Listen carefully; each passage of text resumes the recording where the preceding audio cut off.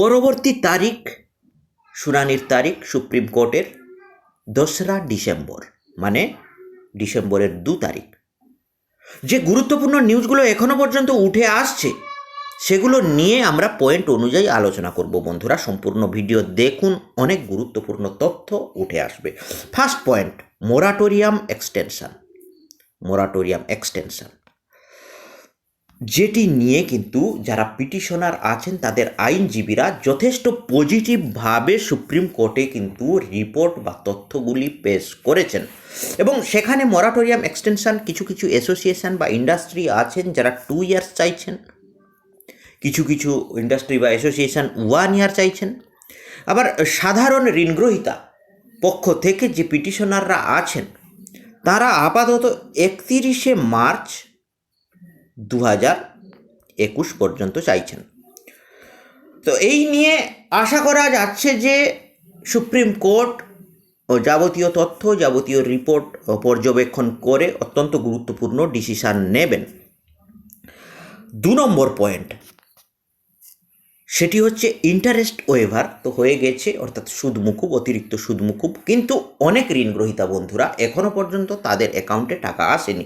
বেশিরভাগ ঋণগ্রহীতা পেয়ে গেছেন, কিন্তু অনেক ঋণগ্রহীতা যারা এলিজিবল বড়োয়ার যারা, তাদের অ্যাকাউন্টে কিন্তু এখনও পর্যন্ত টাকা আসেনি। সেই নিয়েও শুনানি হবে এবং সেখানে অর্ডার বা নির্দেশ দেওয়া হতে পারে যাতে তাদের অ্যাকাউন্টেও দ্রুততার সাথে টাকা চলে আসে।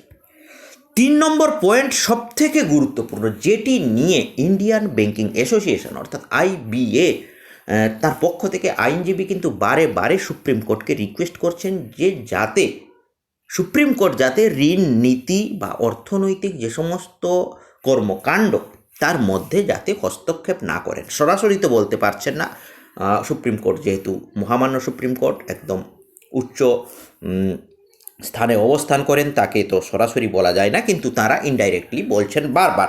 অর্থাৎ তারা বলছেন ঘুরিয়ে ফিরিয়ে সেই একটি ব্যাপার, সেটি হচ্ছে NPA উপর যে অ্যান্টারিম যে অর্ডার সুপ্রিম কোর্টের লাগু আছে, অর্থাৎ কোনো লোন অ্যাকাউন্টকে NPA বা লোন ক্লাসিফিকেশন বা ডিফল্টার করা যাবে না।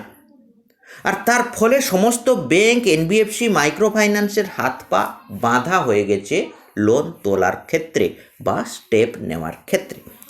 সেই নিয়ে গুরুত্বপূর্ণ ডিসিশান আসতে পারে 2 তারিখ, 2রা ডিসেম্বর, অর্থাৎ সেই অর্ডার সুপ্রিম কোর্ট তুলে নেন নাকি রাখেন। তো আশা করা যাচ্ছে যে সুপ্রিম কোর্ট এখনও পর্যন্ত যে স্টেপগুলি নিয়েছেন সেগুলো কিন্তু আমরা বলবো না যে আমাদের সাধারণ ঋণগ্রহীতার পক্ষেই কিন্তু নিচ্ছেন স্টেপগুলো। অনেক ক্ষেত্রেই আমরা দেখব যে সাধারণ ঋণগ্রহীতার পক্ষেই নিচ্ছেন।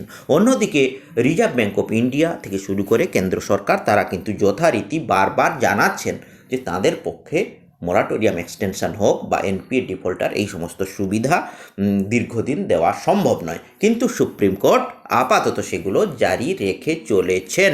যতক্ষণ না পর্যন্ত ফাইনাল ডিসিশন আসছে ততক্ষণ পর্যন্ত কিন্তু এই অর্ডার জারি থাকবে।